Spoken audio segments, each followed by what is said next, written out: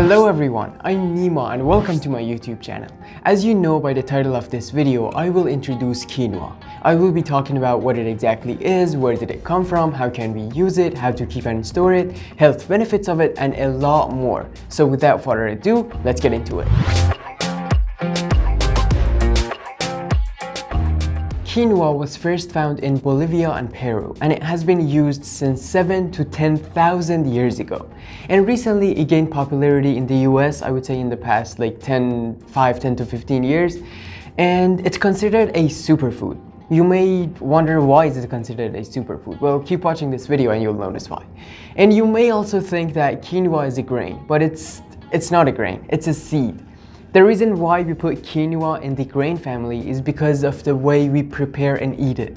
The way we prepare and eat quinoa is just like any other grain. It's just like rice. And that's why quinoa it's technically in the seed family, but we call it as a grain, you know? Quinoa has a nutty taste with a creamy and fluffy texture to it. And there are more than 300 different varieties of quinoa around the world. But black, white, and red quinoa are most commonly used, so I'm going to talk about those in this video.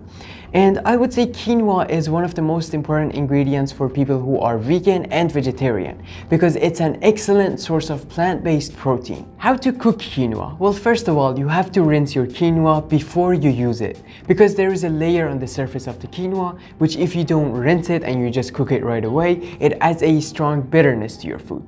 And so yeah, make sure to rinse it with either a fine mesh strainer or a bowl or a pot. Just cover it with water, mix it with your hands, and change the water until the water is cleaner. And the ratio for making quinoa is basically 1 to 2, which means for every cup of quinoa, for every cup of dried quinoa, you will need 2 cups of liquid. This liquid can be plain water or stock formal flavor. And you basically will combine water and quinoa in a pot and season it with salt and turn on the heat until it starts to boil. As soon as it boils, turn the heat down so it simmers, cover the pot, and it should take like 12 to 15 minutes. It cooks very fast. And yeah, just cook it until all the water has been absorbed. And when do you know the quinoa is ready? Well, you don't even have to taste your quinoa to see if it's ready or not. You can basically say by looking at it. Each kernel will pop open when it's ready. How to use quinoa? Well, you can basically use it as a substitute for rice, as a starch in any dish. You can use it in salads, you can have it for breakfast, and many more. You know, you can basically use it however you like. And you just have to keep in mind that the texture of quinoa varies between each type. So white quinoa is the fluffiest and it cooks just very, very fast. But black and red quinoa have a more coarse texture to them, and its cooking time is a little bit longer than white quinoa. If you think you've learned something watching this video so far, please hit that like button down below so YouTube will show this video to more people and more people can learn about quinoa. Thank you. Alright, so health benefits of quinoa. I don't really talk about health benefits in my videos because I want to focus more on the culinary and cooking side of the ingredients. But in this video I just have to because the health benefits of quinoa is one of the most important reasons why we use quinoa. And let's just start by protein. Protein is basically long chains of amino acids, and there are 9 essential amino acids that our body cannot produce. And we basically have to consume them with whatever we eat.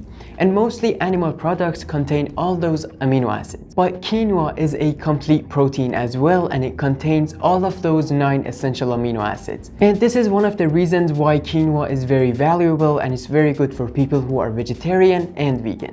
And quinoa is high in fiber, rich in vitamins and minerals, and it's also gluten-free, so people who have celiac disease can consume quinoa.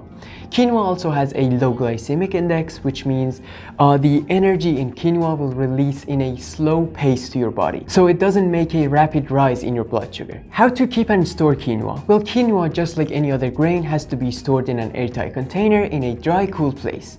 And if you have cooked quinoa, you can keep it in the fridge up to a week, and you can freeze it as well too, but it's just better to make it fresh every time that you want to use it. If you've never had quinoa before, make sure to buy some now that you know what it is, you know how to make it, and you know the health benefits of it. Alright, this is the end of the video. Thank you for watching. I hope you learned something watching this video, and if you want to support me, make sure to like my videos as you watch them, make sure to subscribe to my YouTube channel, and until the next video, I will see you all later. Thank you.